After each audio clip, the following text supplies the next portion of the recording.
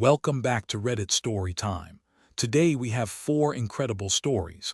Let's dive right in. Story number 1. Am I the asshole for telling my brother why our family didn't attend his wife's funeral? A man, 38, loses his twin sister in a car accident 4 months ago. She was the heart of the family. Volunteer organizations fundraised in her name. The community planted trees. The condolences never stopped. And one evening over drinks, his older brother, a widower himself, mourning a wife nobody liked, looks at him and says his twin didn't deserve all that worship. Pause on that. Grief did not write that sentence. Jealousy did. Because here's the backstory. The brother's late wife was, by all accounts including her own mother's, cruel. She cut off everyone. Her own mother stopped speaking to her 15 years ago. When she died a year and a half ago, only the brother attended that funeral, and the family's absence was her own lifetime of cruelty coming due, not theirs. So when the brother compared that silence to the outpouring for a woman who spent her life giving, our narrator detonated. He told him word for word exactly why nobody came. The cruelty, the estranged mother, the community that couldn't stand her. Drunk truth, sober consequences. His brother called him a monster. Part of him wonders if he crossed a line. Reddit's verdict. Not the asshole, with a unanimous note that you don't get to insult the dead and then police the volume of the response. And the verdict, not the asshole. Story number 2. Am I the asshole for not wanting to loan my girlfriend's dad $8,000? A 23-year-old gets a text from his girlfriend's dad. 2 words, call me. The call is a plumbing disaster. What began as a broken shower wall turned, after a second opinion, into an $8,000 renovation. Dad's been off work for health issues. Money's tight. And then comes the sentence every lending nightmare begins with. I hate asking you this, but is there any chance I could borrow most of that from you? Now watch the entitlement mechanics. The boyfriend didn't volunteer. He offered to help with labor, declined, professionals only.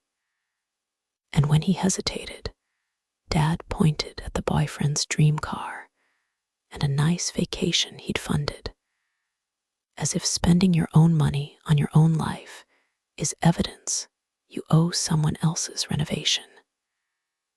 Here's the pattern the girlfriend confirmed with fury, aimed at her father, not her boyfriend. Dad has a history.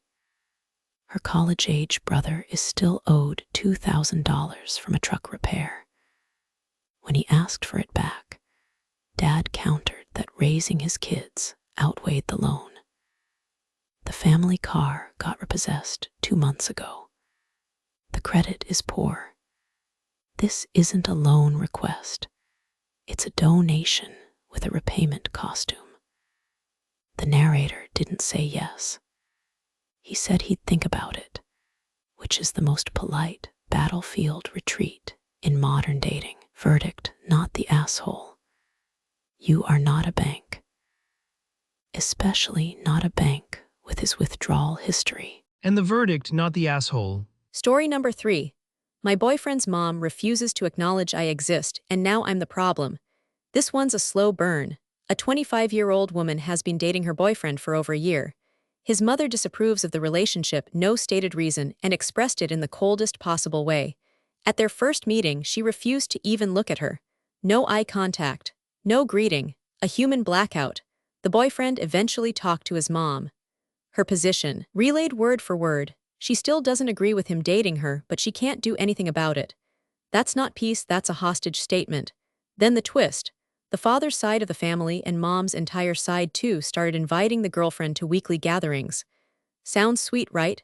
Here's the catch. Nobody ever asked the mother whether she was okay with it. And these aren't small dinners. This family books 2 long tables at restaurants. The girlfriend feels like she's being used as a crowbar against the mother, ambushing her at her own family events. And when she raised this with her boyfriend, the man whose job it is to stand between his family and his partner, he went dismissive. Asked if things had improved, he said his relationship with his mom had improved, but about the 2 of them, I don't know. A straight-lipped smile. That's not uncertainty. That's a man telling you the answer without the courage to say it out loud. She's now refusing to attend events where the mother doesn't knowingly consent to her presence. That's not drama, that's a boundary with dignity. No official verdict here, this is advice land, so here's mine. A partner who says I don't know about you to your face has already answered. And the verdict, red flag. Story number 4, am I the asshole for making my fiancé pay his half of a gift for his mom? Now the lightest of the batch, but it stings in a familiar place. A couple both 26. His mother is by every account an angel, shirt off her back kind. Both of them forgot her birthday. She responded by inviting them on an all-inclusive, all-paid trip to Mexico, which has to be the most benevolent overcorrection in forgiveness history. The girlfriend immediately called to apologize and sing happy birthday. The fiancé, standing right there on speaker, said nothing. His defense, he's not big on birthdays. Cool, except it's his mother. So the girlfriend bought a $150 salon gift card and asked him to split it not once, 3 times. He said sure 3 times. He never asked the price. The Venmo request lands and the shock arrives. That's way too much for a birthday gift. His counteroffer, $40, and he'd square it against a campsite he booked last week. A discount coupon applied to his own mother's gift. She demanded the full $75 and now wonders if she's the villain.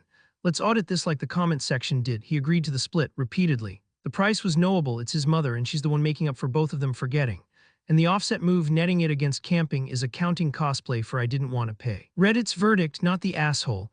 If you're not big on birthdays, fine, be not big on yours. But the arithmetic of your own mother's gift doesn't get outsourced to the woman who already apologized for you. And the verdict, not the asshole. That's all for today. If you enjoyed these stories, hit that subscribe button and ring the bell for more. See you next time.